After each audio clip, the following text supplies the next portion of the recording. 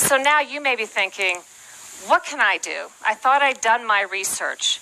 What chance do I have separating fact from fiction, especially if seasoned journalists with years of experience can be so easily fooled? AstroTurfers seek to controversialize those who disagree with them.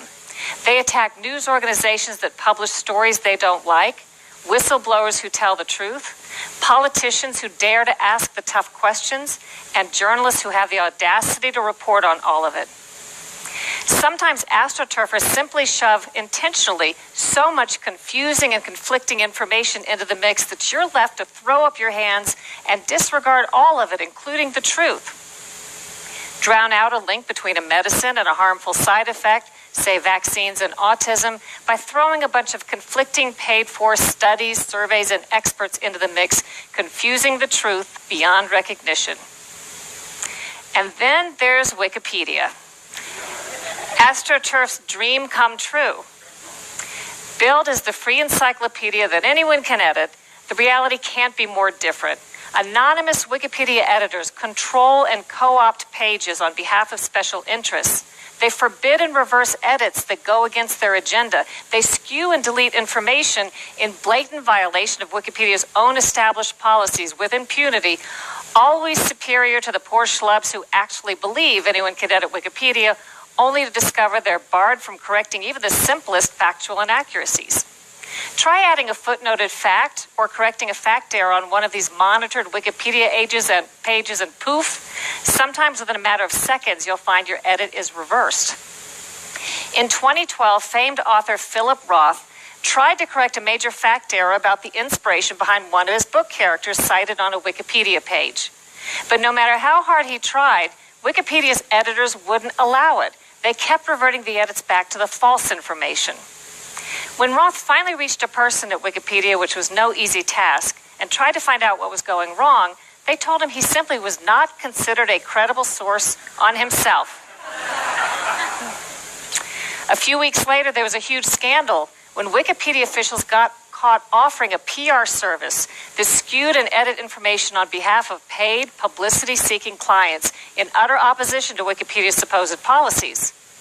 All of this may be why, when a medical study looked at medical conditions described on Wikipedia pages and compared it to actual peer-reviewed published research, Wikipedia contradicted medical research 90% of the time.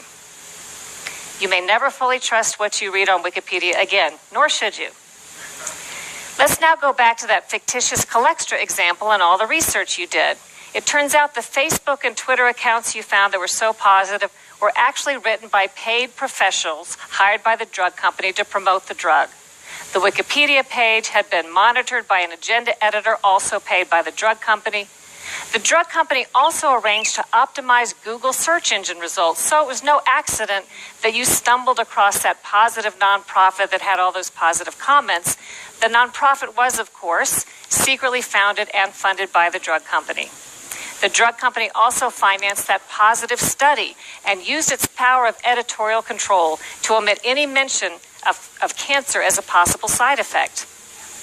Once more, each and every doctor who publicly touted Colextra or called the cancer link a myth, or ridiculed critics as paranoid cranks and quacks, or served on the government advisory board that approved the drug, each of those doctors is actually a paid consultant for the drug company. As for your own doctor, the medical lecture he attended that had all those positive evaluations was, in fact, like many continuing medical education classes, sponsored by the drug company.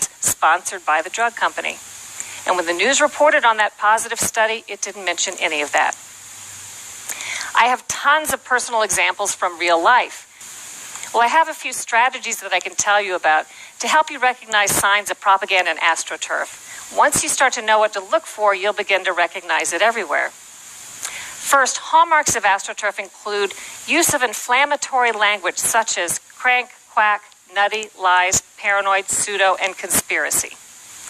AstroTurfers often claim to debunk myths that aren't myths at all.